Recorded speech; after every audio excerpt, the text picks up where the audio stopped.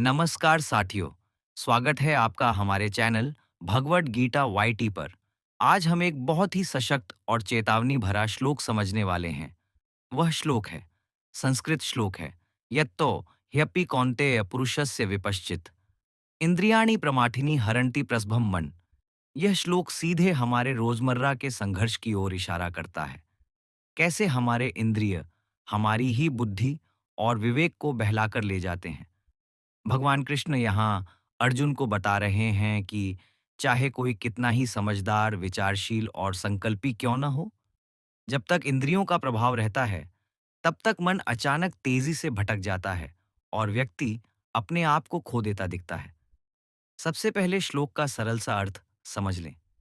यततो ही अपि कौन्तेय पुरुषस्य विपश्चित।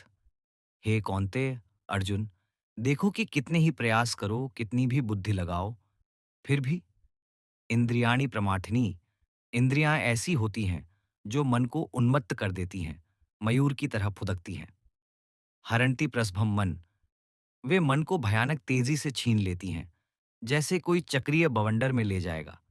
यानी संवेदनशील व्यक्ति भी इंद्रियों के सामने अपना संयम खो देता है।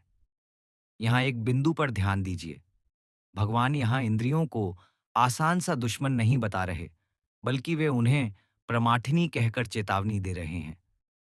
प्रमाठिनी का अर्थ होता है जो भटकाने वाली, उन्माद ला देने वाली। हमारी आंखें, कान, जीभ, नाक, त्वचा, ये इंद्रियां बाहर की चीजों से जुड़कर हमारे मन में भाव, इच्छा और आसक्ति पैदा कर देती हैं। और ये इच्छाएं कभी-कभी इतनी तेजी से उठती हैं कि बुद्धि उन्हें ठीक से पकड़ ही नहीं पाती। इसलिए गीता कहती है, सतर्क रहो, क्योंकि इंद्रिय बड़े चालाक हैं। अब इसे जरूरी रूप से जीवन के उदाहरणों से जोड़कर समझते हैं। मान लीजिए कोई व्यक्ति बहुत ही समझदार है, पढ़ा लिखा, परिपक्व और संयमी। वह तय करता है कि आज से वह कम मोबाइल देखेगा, कम बाहर खाएगा और अपनी बचत बढ़ाएगा। शुरू में वह दृढ़ है, प्लान बना लेता है, मन में ठानता है। पर अचानक कोई पोस्ट आती है, कोई छुट्टी की तस्वीर, कोई नया गैजेट दिखता है, कोई मीठी आवाज सुनाई देती है और उसी क्षण उसकी इंद्रियां उसे खींच ले जाती है। वह सोचते समझते तुरंत विचलित हो जाता है और पुराना संकल्प टूट जाता है। यही इंद्रियों की शक्ति है। वे छोटे छोटे प्रलोभनों के जरिए मन की पकड़ छीन लेती है। एक और उदाहरण, रिश्ते और आकर्षण। कोई व्यक्ति जीवन संगिनी से खुश है, पर अचानक किसी नई पहचान, नई तारीफ या दिखावे से उसका मन भटक सकता है। वह सोचने लगता है, क्या और बेहतर मिल सकता है। यह भटकाव इंद्रियों के प्रभाव का ही परिणाम है। वह व्यक्ति जितना भी बुद्धिमान हो, अगर इंद्रिय पक्ष जोर मारे तो विवेक कमजोर पड़ जाता है। गीता यही चेतावनी देती है, इंद्रियों की चालाकी को हल्के में मत लो। वे चुपके से बुद्धि को विक्षिप्त कर देती हैं। अब गहरी बात पर आते हैं, क्यों और कैसे इंद्रियां मन पर हावी हो जाती है। कारण बहुत सरल है। मन का काम इंद्रियों के आने पर प्रतिक्रियाशील होना है।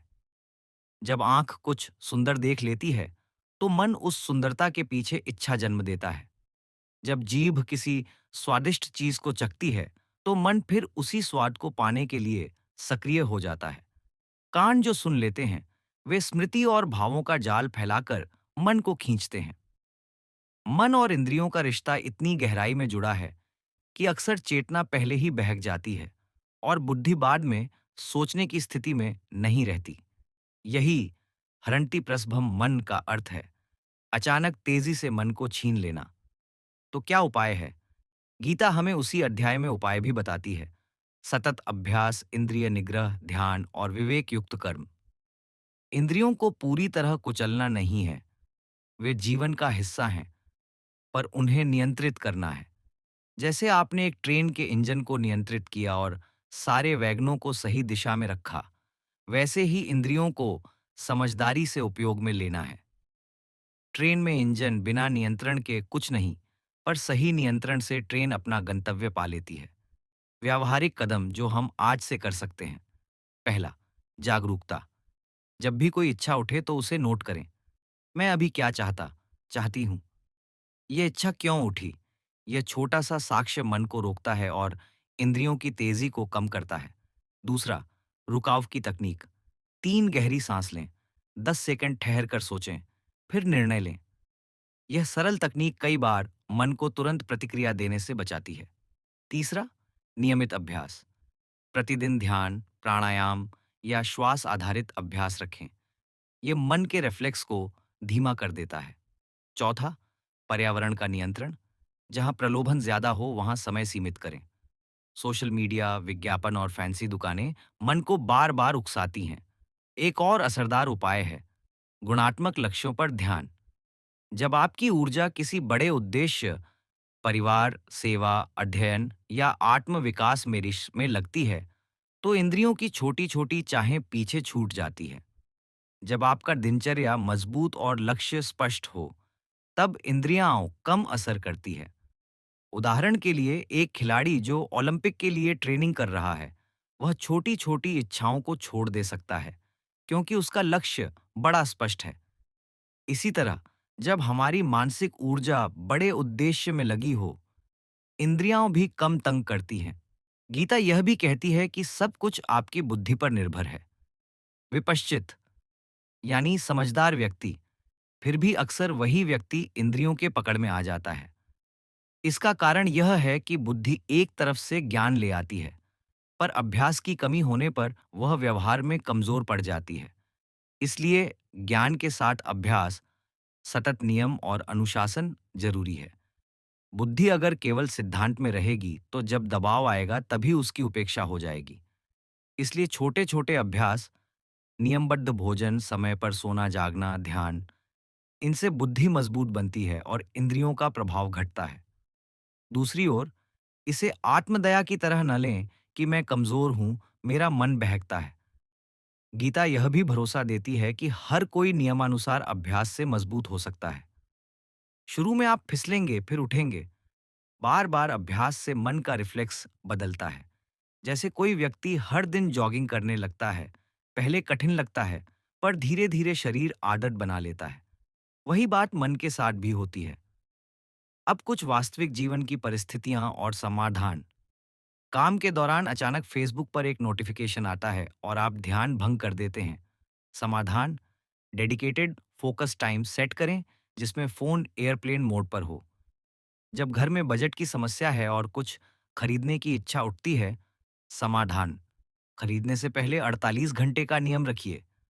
अक्सर वह इच्छा तुच्छ लगने लगती है। जब रिश्तों में आकर्षण से मन भटके, समाधान, संबंधों के मूल कारण पर लौटें कि यह आकर्षण अस्थायी है या क्या मेरे मूल्य और जीवन संगिनी के साथ समझौता हो रहा है। गीता हमें यह भी समझाती है कि इंद्रिय नियंत्रण केवल व्यक्तिगत विषय नहीं है, इसका सामाजिक आयाम भी है। जब एक समाज के अधिकतर लोग इंद्रियवश हो जाते हैं, तेज शाओफेई, दिखावा, तात्कालिक सुख की भक्ति, तो समूचे समाज की बुद्धि प्रभावित होती है, नैतिकता और स्थिरता प्रभावित होती है। इसलिए व्यक्तिगत प्रयास के साथ समुदाय में नियम, शिक्षा और संस्कार भी जरूरी हैं। छोटे छोटे बदलाव जैसे बच्चों को ध्यान सिखाना, टीवी स्क्रीन समय सीमित करना, परिवार में साझा लक्ष्य बनाना बड़े परिवर्तन ला सकते हैं। अंत में, यह श्लोक हमें सिखाता है कि इंद्रियों का प्रभाव वास्तविक है, तेज और चालाक है, पर जीतने योग्य भी है। बुद्धि और समझदार जीवन शैली के द्वारा हम अपनी इंद्रियों को नियंत्रित कर सकते हैं। सतत अभ्यास, जागरूकता और बड़े उद्देश्य की तरफ झुकाव ही वह सूत्र है जो हमारी मनोशक्ति को बनाए रखेगा।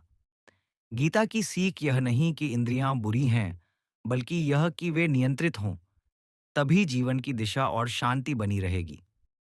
अगर यह व्याख्या आपको उपयोगी लगी हो तो वीडियो को लाइक करें, अपने अनुभव कमेंट में लिखिए। बताइए कि आपको किस तरह की छोटी छोटी आदतों ने इंद्रियों पर नियंत्रण में मदद की। और हमारे चैनल भागवत गीता वाईटी को सब्सक्राइब करें, ताकि हम आगे भी गीता के इन अमूल्य संदेशों को सरल भाषा में समझते रहें। धन्यवाद और जय श्री कृष्ण।